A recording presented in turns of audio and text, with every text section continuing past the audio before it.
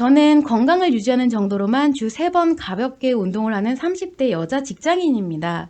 가끔 동료들끼리 술 한잔 먹으면서 기분 전환도 하고 좋은데 얼마 전 술이 근육을 녹인다는 이야기를 들어서 술을 먹지 말아야 하나 생각이 듭니다. 라는 질문이에요. 근데 제가 이걸 봤을 때 와, 술이 근육을 녹인다니. 거의 이제 괴담 수준이죠.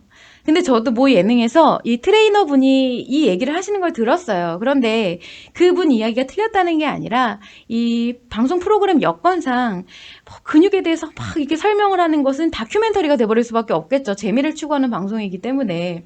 그래서 다소 함축적인 의미였지 않나라는 생각이 드는데 어쨌든 다이어트를 하시는 분들이라거나 몸매를 만드시는 분들은 음주를 하시는 것은 안 된다라는 건 팩트예요. 그거는 진짜 딱 정해진 그 기준이기는 한데 건강적으로 문제가 있느냐? 사실 그거는 분명히 개인차가 있거든요.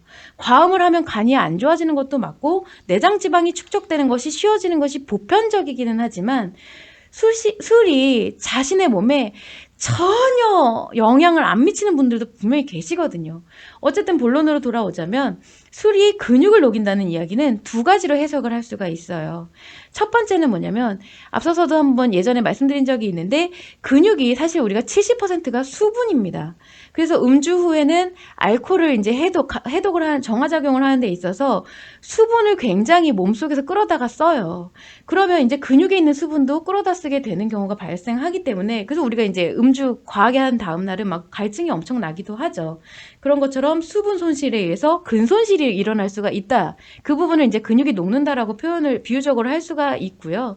그리고 두 번째는 뭐냐면은 근육은 우리가 이제 단련을 하지 않아도 우리 막 이제 근력 운동을 하지 않아도 일상에서 데일리하게 좀 무거운 걸 좀 들었다 아니면 계단을 오른다 이랬을 때는 그리고 또 뭔가를 먹으면서 이제 합성과 분해가 계속 데일리하게 일어나고 있거든요 몸 안에서. 그런데 이제 알코올 성분 자체는 근육의 합성을 방해하는 부분이 있어요.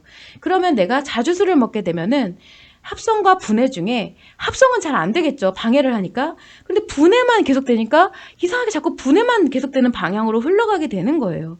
그래서 이제 거시적으로 봤을 때 직접적으로 알코올이 근육을 녹이지 않더라도 점차 근손실이 일어나면서 근육이 점점점 약해지고 작아지고 이런 부분에 대해서 근육을 녹인다라고 표현을 할 수도 있는 거죠.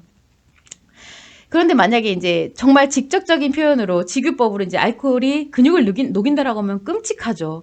대체적으로 이제 여자분들 중에 운동을 일만큼도 안 하시는 분들이 많은데 또 그 와중에 술은 매일같이 드시는 분들도 계세요. 그렇다면 그런 분들은 이제 몸에 근육이 하나도 안 난다라는 말과 똑같잖아요. 근데 실제로 그렇지는 않거든요. 기본적인 근육을 항상 가져가게 되어 있어요.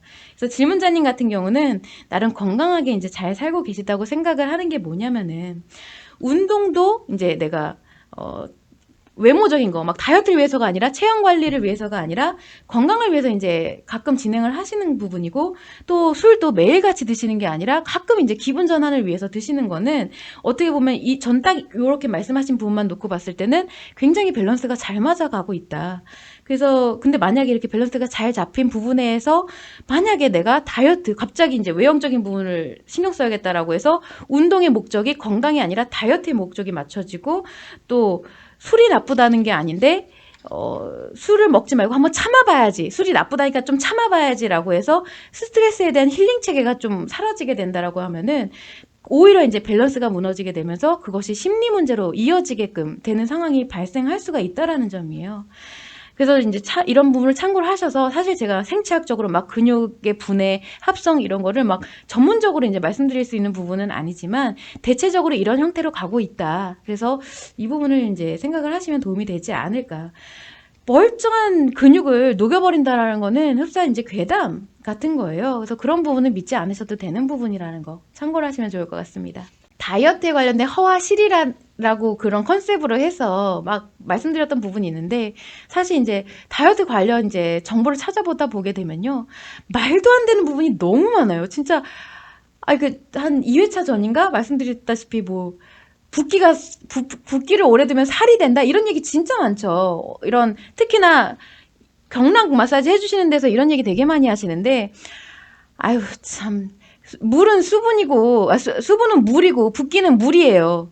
살은 지방입니다. 어떻게 물이 지방이 돼요? 그건 말도 안 되죠. 무슨 연금술도 아니고. 그런 경우는 없어요. 그래서 이런 관련된 괴담, 미신, 거의 다 상술에 의해서 나오는 경우가 많아요. 좀 전에 말씀드린 경락 마사지 같은 경우도 그 상술에 의해서 근거가 없는 것을 끌어다 쓰고, 보조제의 경우도 참 말도 안 되는 얘기를 하는 경우가 많죠. 뭐 독소 제거, 특히 뭐 디톡스 이런 거.